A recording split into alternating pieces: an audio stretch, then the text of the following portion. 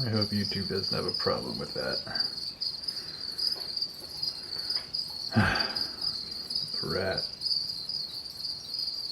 had a little bit of blood.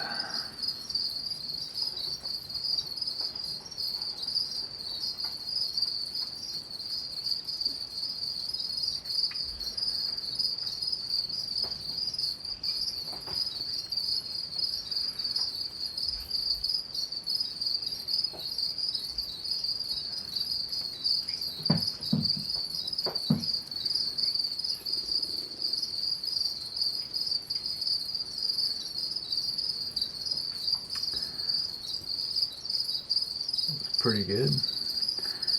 Get her to eat on the first night of having her. That's a good sign. Nice, positive sign. I tried giving her smaller, pinky-sized meals. She wasn't going for them, which is odd. So I figured, you know what, I'm just going to throw a small, weaned sized rat in there. See if she'll take that. Sure enough, she slams the weaned sized rat, despite not having any interest in the smaller, pinky sized rats. So something about the pinkies didn't quite trigger her feeding response. I mean, she showed a little bit of interest in them at first. She was kind of sniffing them, checking them out. Just didn't eat them. This one she struck at right away, and here we are. This is more of an appropriate sized meal anyway for her size, but I figured sometimes it's easier if you offer them a tiny bit smaller meal when they're, in a new environment, probably not feeling as secure or comfortable. You offer them a little bit smaller meal, they're a little bit more emboldened to take it. But it turned out to be the opposite in this case.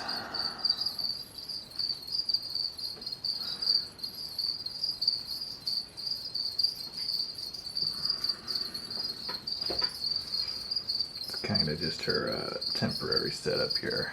Nothing too fancy. It's a little bit of a quarantine setup. Paper. This is just the box she came in for a hide and something to climb on. Another little cardboard box to hide in. Nothing too fancy yet. I'm actually, if all goes well, planning on building all new enclosures this summer for everybody.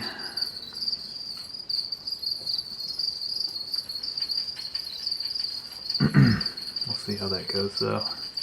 A few things have to line up in place to see that out to fruition this summer.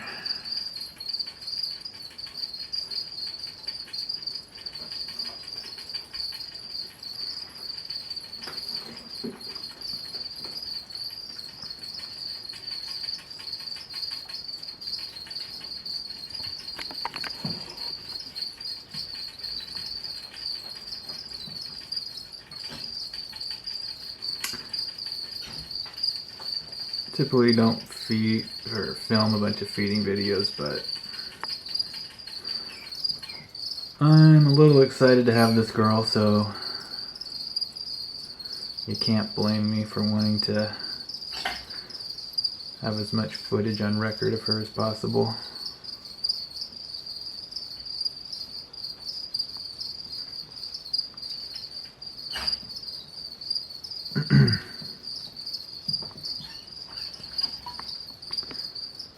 Really excited to have this girl.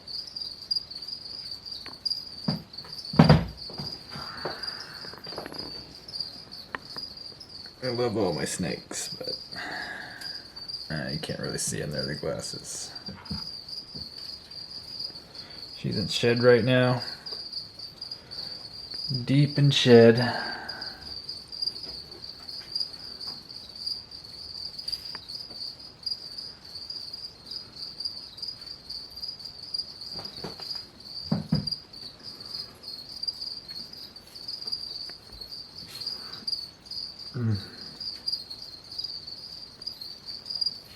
Sorry about the lighting. I had it pretty decent, and now I'm having trouble getting it back. Maybe if we come over here, it's a little better.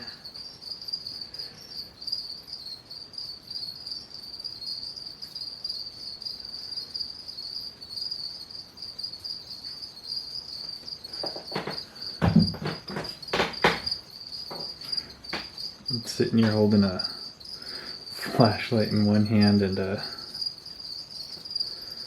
camera in the other, trying to film this.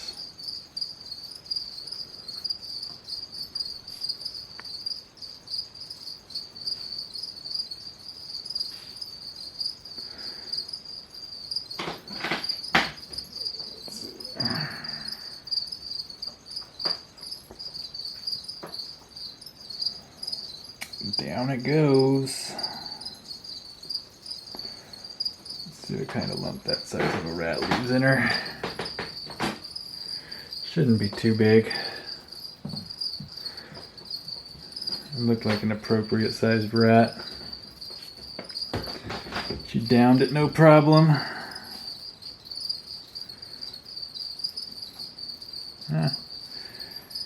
Pretty good. Taking food on her first night here. I mean, could let him sit for a week and get acclimated, but it's not always necessary. Not always.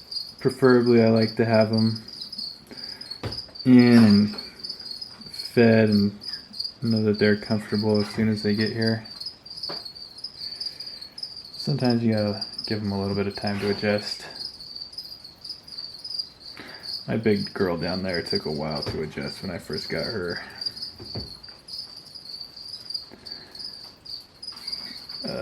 My male, he was a quick adjuster. He ate basically the first night of having him.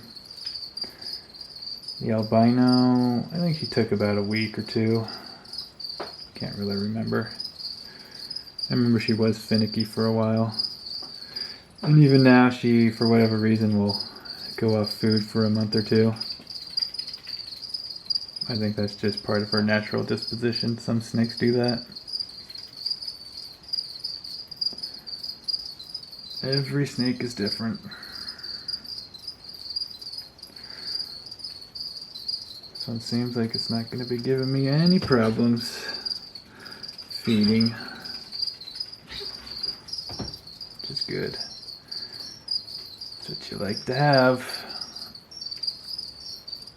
A snake that's not going to give you issues feeding. It's a pain in the butt to thaw out a rodent and then not have your snake eat. If it happens once, okay, but then you're kind of nervous and anxious every time you go to thaw rodent out for that snake. If you're going to be wasting that rodent or having to double up on somebody else's meal so you don't waste it, it's just kind of a pain after a while if it's too consistent. I like to have snakes that are strong feeders that I know are going to slam food every time. It's just much easier. Gives you better peace of mind. Your snake's healthy and voracious.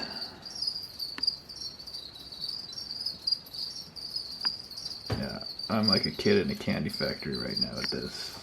The snake is gorgeous. Gorgeous. You gonna give us a pre-meal yawn, huh, bud? Any pre-meal yawn? No? Not for the camera? Typically my snakes like to go get a drink of water after they're done eating. I probably won't film long enough to see if she makes her way over to her water dish, but I'll be watching her after the filming is over. I think I'm going to call this one Venus. Venus, I've had a snake named Venus in the past. It was my first green anaconda. But I think this one is ready to take that mantle.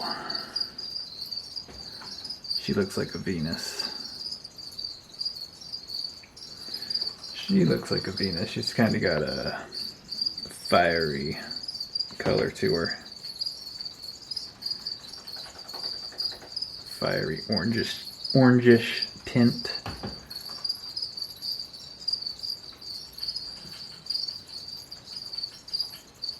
She is awesome.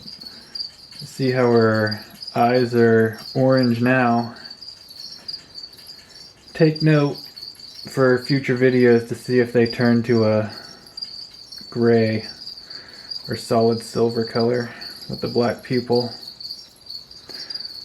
A lot of Sulawesis have silver eyes, or even kind of a greenish tint to their eyes. They fade from that orange color to their silver, or kind of greenish, a greenish silver. So that'll be fun to watch. If that happens, suppose their eyes could stay orange. Most Sulas I've seen have silverish eyes though. So that'll be interesting to observe as the months roll by. Not sure exactly how long it's going to take, but the same thing with their underbelly patterns. Some develop black underbellies or gray speckled underbellies. Not just Sulas, but retics in general. So most retics brighten up a little bit with age. Not always, but in a lot of cases they do. Alright, where's that? Not much of a lump. Not much. You can definitely tell something's there though. That's good. Alright. That's it for this video. If I have the heart to cut away. It's hard to look away from this beauty. It's hard to look away. It's time to say goodbye, bud. We're trying. We're trying to pull away. You're just too pretty. Alright, that's it. See ya.